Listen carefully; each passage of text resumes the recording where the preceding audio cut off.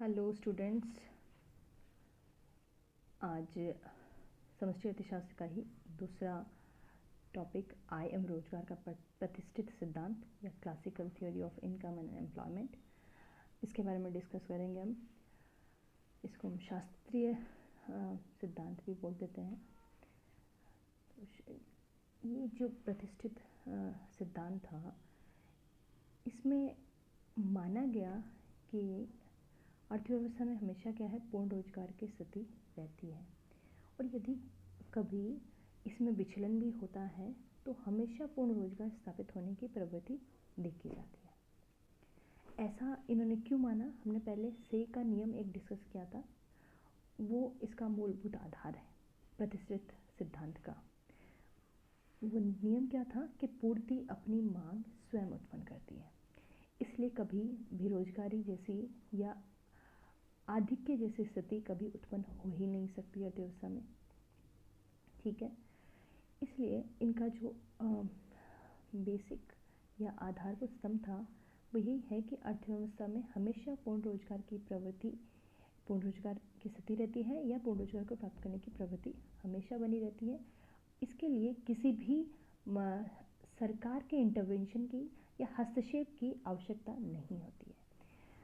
मैंने एक सामान्य स्थिति माना, कहने का मतलब ये है। इनके अनुसार जो भी प्रचलित मजदूरी दर है, यदि उस पर जो लोग काम करने के लिए तैयार नहीं है वे बेरोजगार नहीं माने जाएंगे, क्योंकि वे स्वतः से बेरोजगार है। इनका कहना था कि प्रचलित मजदूरी दर पर जितने लोग काम करने के लिए तैयार हैं और तो उनको रोजगार मिल रहा है, तो उनको बेरोजगार नहीं कहा जा सकता। इस प्रकार पूर्ण रोजगार एक ऐसी स्थिति है क्लासिकल्स के अकॉर्डिंग जहां इस अर्थ में अनैच्छिक बेरोजगारी की संभावना नहीं है, क्योंकि लोग वर्तमान मजदूरी दर पर काम करने के लिए तैयार हैं लेकिन उन्हें काम नहीं मिलता है। ठीक है, अनैच्छिक बेरोजगारी यहाँ नहीं है, अनैच्छिक बेरोजगारी की संभावना नहीं है। ठीक है, मतलब अनएम्प्लॉयमेंट होगा यहाँ तो कैसा होगा, वॉलेंट्री अनएम्प्लॉयमेंट हो सकता है, लेकिन इनवॉलेंट्री या उनकी इच्छा के बिना अनैच्छिक बेरोजगारी की संभावना नहीं होगी। अनैच्छिक बेरोजगारी में क्या होता है, जहाँ लोग काम तो करना चाहते हैं मजदूर पर, लेकिन फिर भी काम नहीं मिल रहा, तो ऐसी स्थिति को क्लासिकल्स ने नकारा है। शास्त्रीय प्रतिष्ठित सिद्धांत का आधार सेल्स लॉ ऑफ मार्केट है, जिसे मार्शल तथा पिगो जैसे शास्त्रीय अर्थशास्त्रियों द्वारा आगे बढ़ाया गया था। सेल्स लॉ मार्केट हम पढ़ चुके हैं। उन्होंने श्रम, माल या वस्तु बाजार और पैसे के लिए व्यक्तिगत बाजारों में विभाजित उत्पादन और रोजगार के निर्धारण को समझाया। 3 मार्केट में लेबर मार्केट, मनी मार्केट या कैपिटल मार्केट और ये अपना कमोडिटी मार्केट, इनमें तीनों में इन्होंने इसको एक्सप्लेन किया है। प्रत्येक बाजार में अर्थव्यवस्था में पूर्ण रोजगार सुनिश्चित करने के लिए एक अंतर्निहित संतुलन तंत्र शामिल होता है। ये माना जाता है उत्पादन और रोजगार का शास्त्रीय सिद्धांत निम्नलिखित मान्यताओं पर आधारित है। अब कौन कौन सी बेसिक अजम्पशंस हैं क्लासिकल थ्योरी की, वो हम देखेंगे। पहले हमने यहाँ डिस्कस की है, इन्होंने क्या बोला। पहला क्या है, पूर्ण रोजगार का अस्तित्व है हमेशा। इसी के साथ सेकंड पॉइंट आया कि लेजिस्फेयर इकोनॉमी या लेजिस्फेयर इकोनॉमी, जो कि एडम स्मिथ ने बताया था इसके बारे में। इसका क्या मतलब है लेजिस्फेयर इकोनॉमी का? जहाँ सरकार का हस्तक्षेप ना हो, या पूंजीवादी अर्थव्यवस्था जिसको हम बोल सकते हैं। दूसरी जो अजम्पशन थी क्लासिकल्स की, वो क्या है, लेजिस्फेयर इकोनॉमी की या सरकार के अहस्तक्षेप की। ठीक है, तीसरी है विदेशी व्यापार के बिना एक बंद अर्थव्यवस्था है। अर्थव्यवस्था को कैसे माना, एक बंद अर्थव्यवस्था के रूप में इन्होंने मानी, तभी ये इस तरह की जो इन्होंने सिद्धांत दिया वो लागू होगा। फोर्थ है श्रम और उत्पाद बाजारों में सही प्रतिष्ठा है। परफेक्ट कंपटीशन माना, श्रम की जो यूनिट्स है वो सारी सजातीय हैं। ठीक है, यूनिफॉर्म है। अर्थव्यवस्था का कुल उत्पादन खपत और निवेश व्यय के बीच विभाजित है। तो कुल उत्पादन है या तो कंजम्पशन पे या इन्वेस्टमेंट पे, दोनों में विभाजित हो रहा है, दोनों के माध्यम से हो रहा है। धन की मात्रा दी हुई है, धन केवल विनिमय का माध्यम है। मनी, धन मतलब मनी को मीडियम ऑफ एक्सचेंज माना है। आप अभी और भी पढ़ोगे थर्ड ईयर में कि बहुत सारी क्वांटिटी थ्योरी ऑफ मनी है, कैम्ब्रिज अर्थशास्त्र ने दी है, अलग अलग अर्थशास्त्रों ने दी है। उन्होंने मुद्रा के अलग अलग फंक्शंस के माध्यम से उनको डिफाइन किया है। तो इन्होंने सिर्फ मुद्रा का एक ही माध्यम माना है, वो क्या है, सिर्फ विनिमय का माध्यम है। अगली जो मान्यता है वो मजदूरी कीमतें पूरी तरह से लचीली है। ये बहुत ही इम्पोर्टेंट मान्यता है प्रतिष्ठित अर्थशास्त्रियों की। वेज प्राइस फ्लेक्सिबिलिटी, इसी के आधार पर इन्होंने बोला है कि भाई हमेशा क्या होगा, अर्थव्यवस्था में पूर्ण रोजगार की स्थिति रहेगी, क्योंकि जैसे ही कुछ फ्लक्चुएशन होगा थोड़ा बहुत ऊपर नीचे, तो मुद्रा मजदूरी की दर में, वेजेस में और प्राइस में फ्लक्चुएशन लचीलेपन के कारण वो फिर से हम अपन वापस इक्विलिब्रियम को या संतुलन के बिंदु को प्राप्त कर लेंगे। सभी बाजार सहभागियों की ओर से सही जानकारी है, मतलब परफेक्ट पूरी इंफॉर्मेशन है सभी को। धन मजदूरी और वास्तविक मजदूरी सीधे संबंधित आनुपातिक है, मतलब मॉनेटरी वेजेस, मौद्रिक मजदूरी और रियल वेजेस, वास्तविक मजदूरी, दोनों में क्या है, सीधा संबंध है और आनुपातिक संबंध है। मौद्रिक मजदूरी बढ़ेगी तो वास्तविक मजदूरी भी बढ़ेगी, इन्होंने ऐसा माना है। अब हम देखेंगे वास्तविक मजदूरी का क्या मतलब है और मौद्रिक मजदूरी। जैसे मौद्रिक मजदूरी का मतलब है कि एक दिन में मान लो आपको 100 रुपये मजदूरी मिल रही है और दूसरे दिन आपको 200 रुपये मिल रही है, तो आपकी मौद्रिक मजदूरी हम देखें तो 200 रुपये बढ़ गई।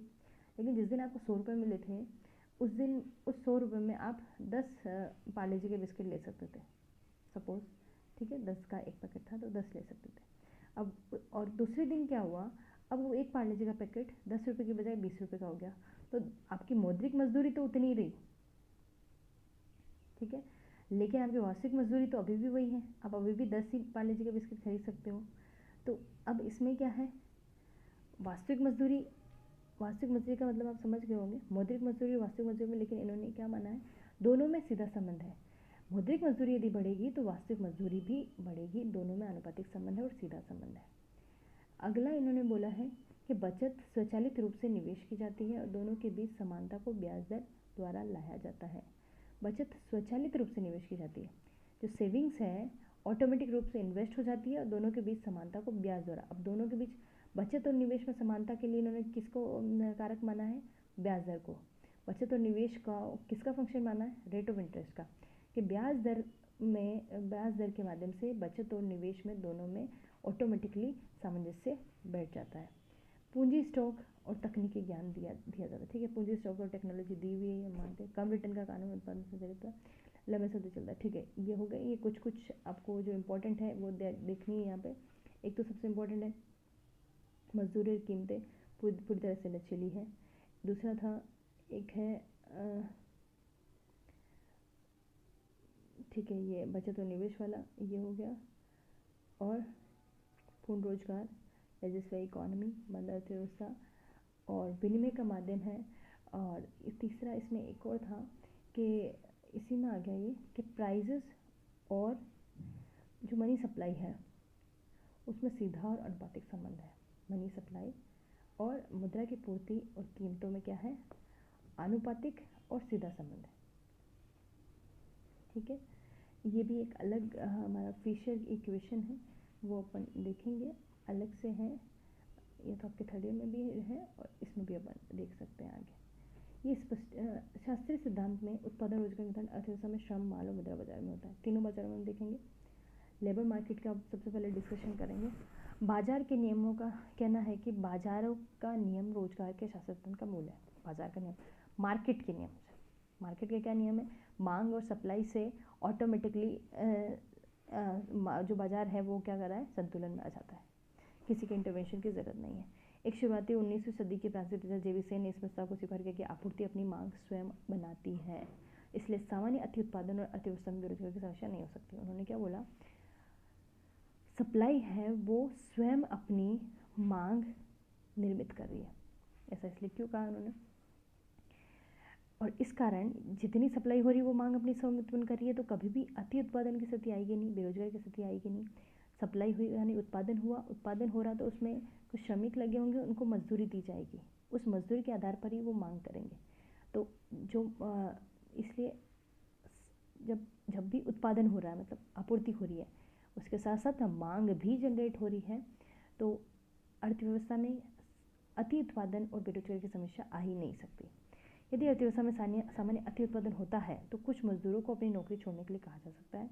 अल्पावधि में बेरोजगारी की समस्या अर्थव्यवस्था में पैदा होती है। लंबे समय में अर्थव्यवस्था स्वचालित रूप से पूर्ण रोजगार की ओर बढ़ जाएगी जब वस्तुओं की मांग और आपूर्ति समान हो जाएगी। मान लो शॉर्ट टर्म के लिए ओवर प्रोडक्शन होता है, शॉर्ट टर्म का ओवर प्रोडक्शन होगा तो ऑटोमेटिकली क्या होगा, लेबर्स की डिमांड कम हो जाएगी। लेबर्स की डिमांड, मजदूरों को अपनी नौकरी छोड़ने के लिए कहा जाता है। अल्पावधि में बेरोजगारी की समस्या अर्थव्यवस्था में पैदा होती है तो उस टाइम अल्पावधि में होगी, लेकिन धीरे धीरे क्या होगा, वापस लॉन्ग टर्म में ऑटोमेटिकली पूर्ण रोजगार की स्थिति को प्राप्त कर लेंगे।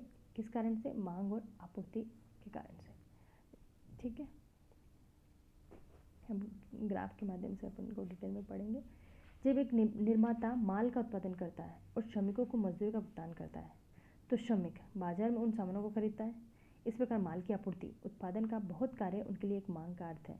ये उस तरह से है कि आपूर्ति अपनी खुद की मांग पैदा करती है। यहाँ देखो क्या बोला, एक निर्माता माल का उत्पादन कर रहा है, श्रमिकों को मजदूरी का भुगतान करता है। उस माल के उत्पादन में कुछ श्रमिक लगे होंगे और श्रमिकों को वो मजदूरी का भुगतान करेगा और वो श्रमिक क्या करेंगे, बाजार में उन सामानों को खरीदने के लिए मांग करेंगे जो उन्होंने उत्पादित किया था। इस प्रकार वस्तु की जो आपूर्ति है, मतलब उत्पादन का बहुत सारा कार्य उनके लिए एक मांग का अर्थ भी है। ये इस तरह से आपूर्ति अपनी खुद की मांग को पैदा कर रही है। Supply creates its own demand. ठीक है, अब हम इसको एक उत्पादन रोजगार का निर्धारण किस तरह से होता है उसको एक डायग्राम के माध्यम से, फंक्शंस के माध्यम से थोड़ा डिटेल से देखेंगे। प्रतिष्ठित सिद्धांत में उत्पादन रोजगार उत्पादन फलन और श्रम की मांग और अर्थव्यवस्था में श्रम की आपूर्ति से निर्धारित होता है। उत्पादन रोजगार किससे, उत्पादन फलन, श्रम की मांग और अर्थव्यवस्था में श्रम की पूर्ति। ये बाय मिस्टेक हो गया,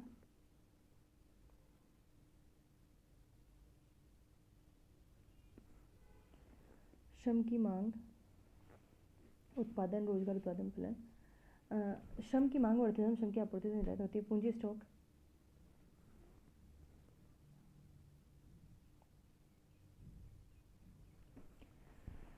पूंजी स्टॉक तकनीकी ज्ञान अन्य कारकों को देखते हुए कुल उत्पादन और रोजगार की मात्रा यानी श्रमिकों की संख्या के बीच एक सटीक संबंध मौजूद है। यह निम्नलिखित उत्पादन फलन के रूप में दिखाया गया है। कैपिटल स्टॉक के से दिखाया है, टेक्नोलॉजी तकनीकी ज्ञान, और लेबर या श्रमिकों की संख्या को हमने एन से दिखाया है। क्यू क्या है, यहाँ टोटल प्रोडक्शन उत्पादन, वो इसको किसका फंक्शन माना है, फंक्शन ऑफ के टी एन। कैपिटल स्टॉक तकनीकी ज्ञान श्रमिकों की संख्या का फंक्शन है। के और टी को देखते हुए उत्पादन फलन, Q is a function of N। ठीक है, K और T को हम कांस्टेंट माने शॉर्ट टर्म के लिए, तो उत्पादन को क्लासिकल ने किसका फंक्शन माना है, श्रमिकों की संख्या का। आउटपुट श्रमिकों की संख्या का एक बढ़ता हुआ कार्य है।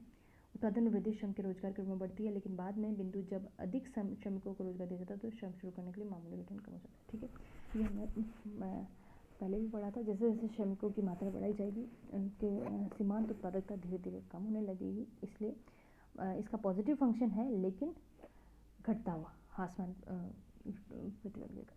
ठीक है, जैसे जैसे श्रमिकों की संख्या बढ़ेगी वैसे वैसे क्या होगा, उत्पादन बढ़ेगा लेकिन घटती हुई दर से। ठीक है, इसको अपन चित्र में देखेंगे। ये हमने डायग्राम लिया है, Q फंक्शन ऑफ N, हमने एक्स एक्सिस अक्ष पर एम्प्लॉयमेंट रोजगार को लिया है, श्रमिकों की संख्या को, और वाई एक्स पे हमने लिया आउटपुट को, उत्पादन को। Q कुल उत्पादन OQ1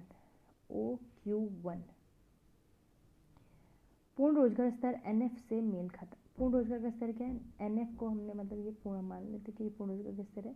पूर्ण रोजगार के स्तर पे Q1 आउटपुट उत्पादित हो रहा है, लेकिन जब अधिक संख्या NF N2 का आउटपुट OQ1 के पूर्ण रोजगार स्तर से नियोजित किया जाता है तो आउटपुट क्या होगा, Q1 Q2 में वृद्धि, N1 N2 से वृद्धि से कम होगी। देखो यहाँ पे पूर्ण रोजगार के बाद हमने और लेबर की संख्या बढ़ाई NF से N2 के बाद, तो हमारा जो उत्पादन जितना बढ़ना चाहिए वो इनके अनुपात में थोड़ा कम बढ़ेगा, इसलिए क्योंकि सीमांत उत्पादकता धीरे धीरे घटने लगती है जैसे जैसे श्रमिकों की संख्या बढ़ाई जाएगी।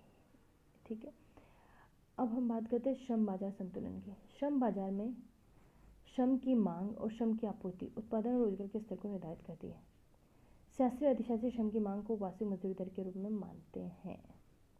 श्रम बाजार में श्रम की मांग और पूर्ति लेबर डिमांड और लेबर सप्लाई उत्पादन रोजगार को निर्धारित करेगी। यहाँ इन्होंने लेबर डिमांड को किसका फंक्शन माना है, वास्तविक मजदूरी का, W/P को। यहाँ डी श्रम की मांग है, मजदूरी दर है, मूल्य स्तर है, वास्तविक मजदूरी दर। श्रम की मांग वास्तविक मजदूरी दर का घटता हुआ कार्य है, घटता हुआ कार्य मतलब श्रम की मांग घटता हुआ कार्य मतलब यहाँ पे जो लेबर डिमांड है वास्तविक मजदूरी का ऋणात्मक फंक्शन है, ठीक है, नेगेटिव फंक्शन है। कहने का मतलब वास्तविक मजदूरी जितनी ज़्यादा बढ़ेगी लेबर डिमांड कम होगी। चित्र में नीचे को झुका हुआ DN वक्र दिखाया गया है, वास्तविक मजदूरी को दर को कम करने अधिक श्रम को नियोजित किया जा सकता है, ठीक है। यहाँ देखो, यह हमने डिमांड फंक्शन लिया है, इसमें लेबर मार्केट इक्विलिब्रियम में ये सप्लाई फंक्शन, ये लेबर डिमांड और लेबर सप्लाई को बता रहा है। एक तरफ हमने रियल वेजेस लिए y-x पे और नीचे हमने एम्प्लॉयमेंट रोजगार को बताया है। जो लेबर डिमांड फंक्शन है dx, ठीक है, ये ऋणात्मक है। पहले अपन देखते हैं ये ऋणात्मक क्यों है। यहाँ हमने लिया रियल वेज और यहाँ हमने लिया एम्प्लॉयमेंट। अब देखो, कोई जो निर्माता है या उत्पादक है वो अपने उत्पादन को बढ़ा रहा है, तो उसको उत्पादन बढ़ाने में श्रम को क्या आवश्यकता होगी। लेकिन यदि रियल वेज उसके लिए कॉस्ट है, जैसे जैसे रियल वेजेस कम होगी, ठीक है, क्या होगा, अधिक श्रमिकों की मांग होगी, श्रमिकों की संख्या बढ़ेगी। लेकिन जैसे जैसे रियल वेजेस बढ़ेगी क्या होगा, श्रमिकों की मांग कम होगी, ठीक है, सीधी सी बात है। हम ये देखा हमने उत्पादक की तरफ से। इसी तरह से अपन देखते हैं सप्लाई फंक्शन को। सप्लाई फंक्शन क्या है, रियल वेजेस का क्या है, पॉजिटिव फंक्शन है। पॉजिटिव फंक्शन क्यों है, यहाँ सप्लाई कौन है, श्रमिक है। श्रमिक कब अपनी सप्लाई ज़्यादा बढ़ाएंगे, जब उनको अधिक वेजेस मिलेगी। जैसे जैसे वेजेस की मात्रा बढ़ती जाएगी श्रमिक अपनी आपूर्ति बढ़ाते जाएंगे।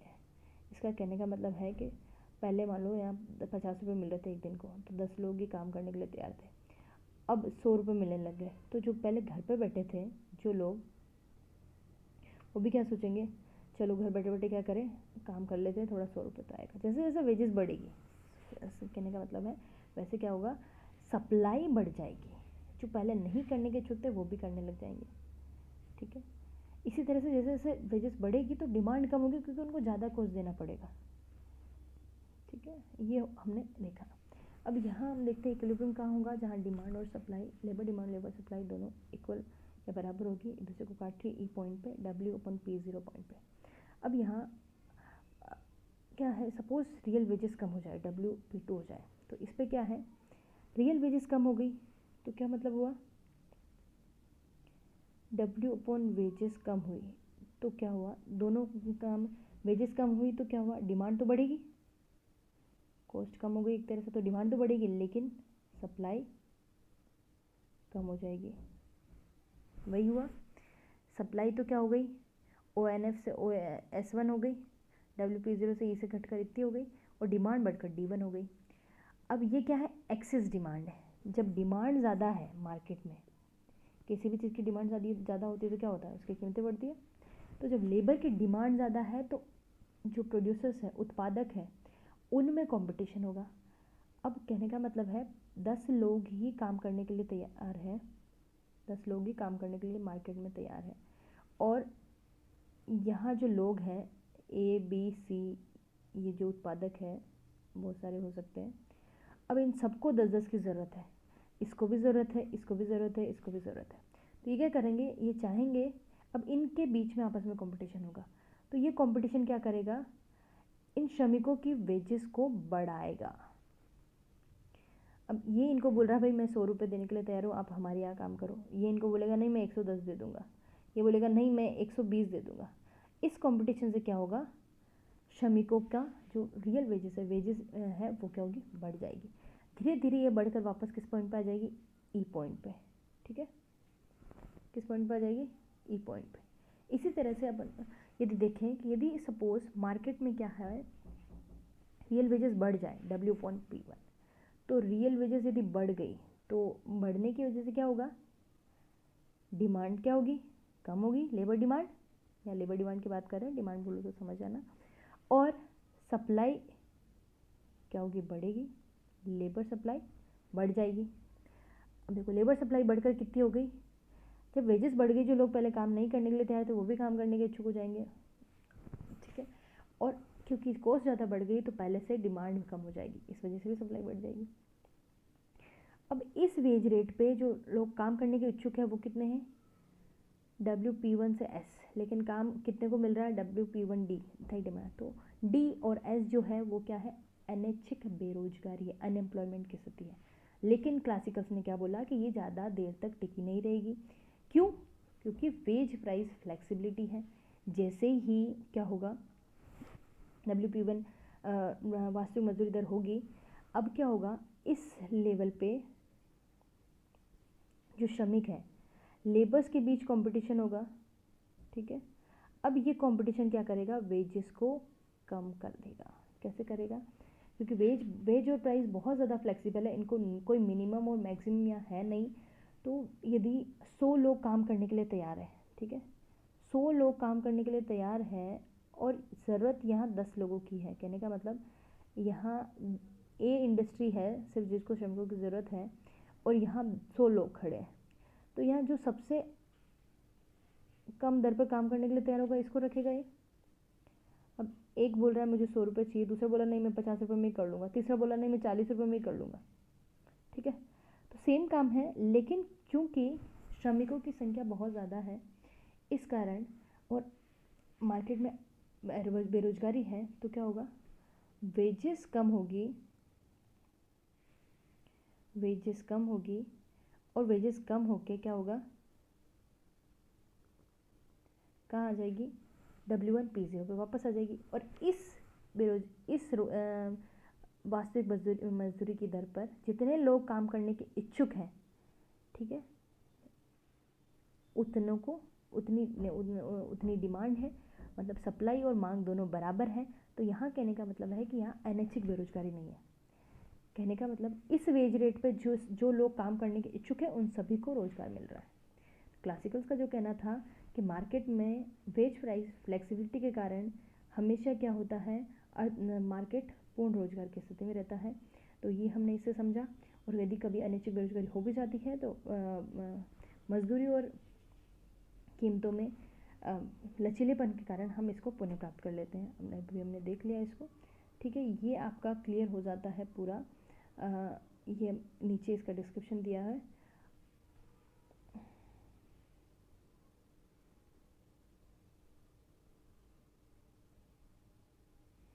अब ये दूसरा हम पढ़ लेते हैं, मजदूरी मूल्य लचीलापन। एक और प्रतिष्ठित अर्थशास्त्रियों का मानना था कि अर्थव्यवस्था में हमेशा पूर्ण रोजगार था। बेरोजगार के मामले में पैसे की मजदूरी में सामान्य कटौती अर्थव्यवस्था को पूर्ण रोजगार स्तर पर ले जाएगी।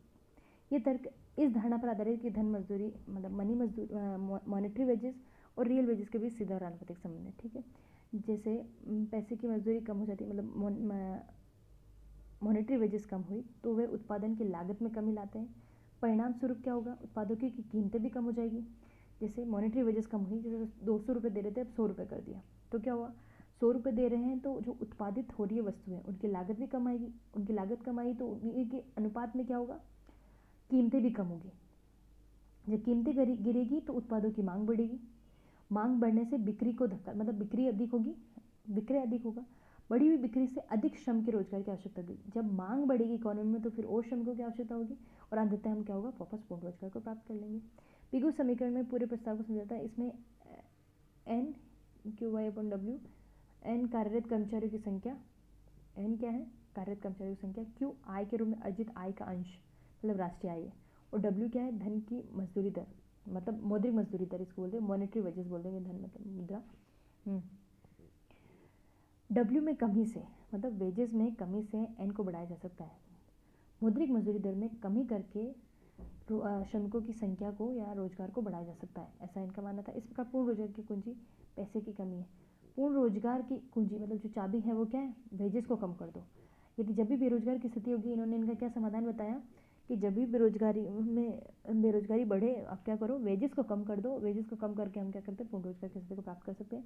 लेकिन ये बाद में देखा गया जब 1929 की मंदी आई, ऐसा नहीं होता है। अभी भी हम देखते हैं, यदि अभी पिछली एक क्लास में भी हमने डिस्कस किया था पैराडॉक्स में, कि यदि वेजेस को कम करके हम ये उम्मीद कर रहे हैं कि पूर्ण रोजगार प्राप्त हो जाएगा, लेकिन ऐसा नहीं है।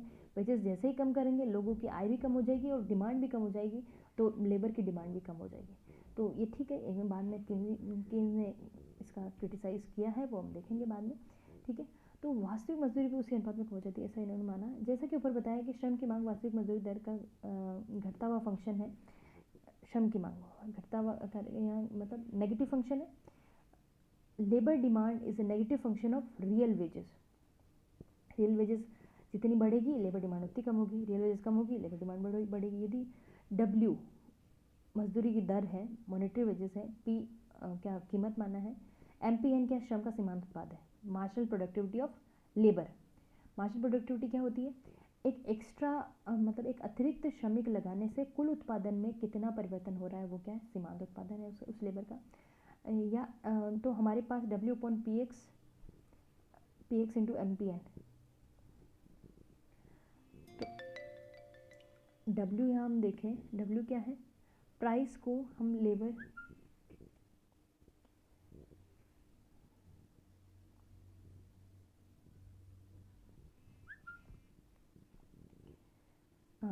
प्राइस हम W equal to P X into M P N, या W upon P equal to marginal productivity of labour. यहाँ यह माना, क्योंकि रोजगार बढ़ने के साथ ही एम पी एन की गिरावट आती है। जैसे जैसे रोजगार बढ़ेगा, मार्जिनल प्रोडक्टिविटी गिरेगी, इसलिए निम्नानुसार वास्तविक वेतन की गिरावट के साथ रोजगार का स्तर बढ़ता है।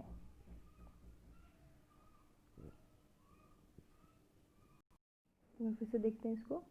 हाँ, जैसे यहाँ हमने क्या लिया, W क्या है, मॉनेटरी वेजेस, P है प्राइसेस, और एमपीएन श्रम की सीमांत उत्पाद। तो वेजेस क्या होती है, जितना एक एक्स्ट्रा मतलब एक अतिरिक्त श्रमिक ने उत्पादित किया है, उसके द्वारा उत्पादित माल को उसकी कीमत से मल्टीप्लाई कर दें, तो वो क्या होगी, उसकी मौद्रिक मजदूरी के बराबर होगी, ठीक है। P equal to P X into M P N. तो W अपॉन P क्या हो जाएगा, P को हम इधर ले आए, इस P को हम इसके नीचे ले आए, तो क्या होगा, M P N. W upon P क्या हो गया, एम पी एन। मतलब रियल वेजेस को हम किसके अनुपात में देख रहे हैं, मतलब क्या, और यहाँ बता सकते हैं श्रम के सीमांत उत्पाद। एक बात यह, चूँकि रोजगार बढ़ने के साथ ही एमपीएन की गिरावट आती है, इसलिए निम्नानुसार वास्तविक वेतन की गिरावट के साथ एमपीएन की गिरावट मतलब रियल वेजेस की गिरावट, मार्जिनल तो रोजगार का स्तर बढ़ता है।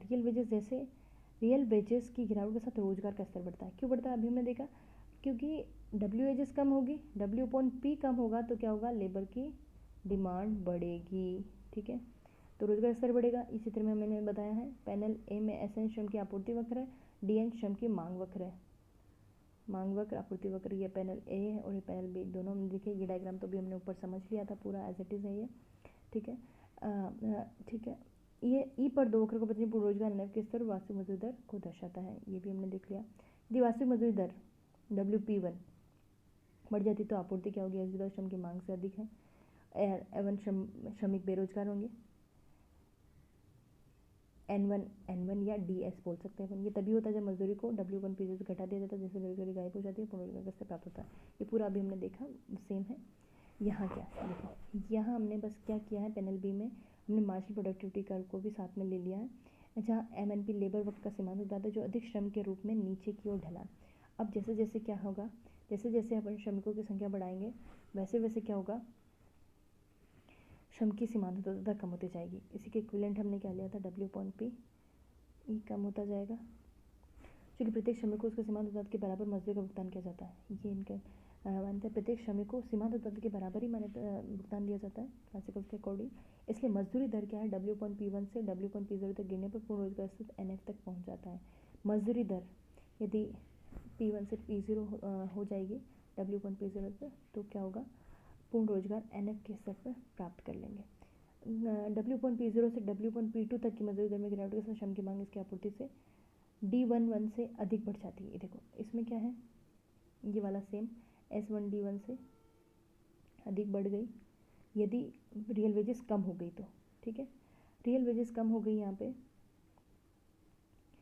तो पीछे गिरने पर पूर्व रोजगार एनएफ तक पहुँच जाता है। ये हो गया, हमने देख लिया था। श्रमिक उच्च मजदूरी की मांग करते हैं, इससे W/P2 से W/P तक वेतन में वृद्धि होती है, पूर्व रोजगार स्तर एनएफ प्राप्त होता है। अब यहाँ क्या था, सेम वही बात है, हमने देख ली थी। नीचे क्या है, एक्सेस डिमांड थी, तो यदि अधिक मांग है, लेबर डिमांड ज़्यादा है, तो डिमांड की प्राइसेस बढ़ेगी और वापस हम किस इक्विलिब्रियम में आ जाएंगे उस पर, ठीक है। ये हमारा था लेबर मार्केट इक्विलिब्रियम। अब हम लेबर मार्केट इक्विलिब्रियम से हमने क्या देखा, यहाँ पर हमने एम्प्लॉयमेंट के आधार पर हमने पूरा रियल वेजेस और रोजगार के निर्धारण का पूरा हम डायग्राम के माध्यम से विश्लेषण किया। अगला जो हमारा होगा कमोडिटी बाजार इक्विलिब्रियम या माल बाजार संतुलन, ये देखेंगे या नेक्स्ट लेक्चर में देखेंगे। आज के लिए इतना ही, धन्यवाद।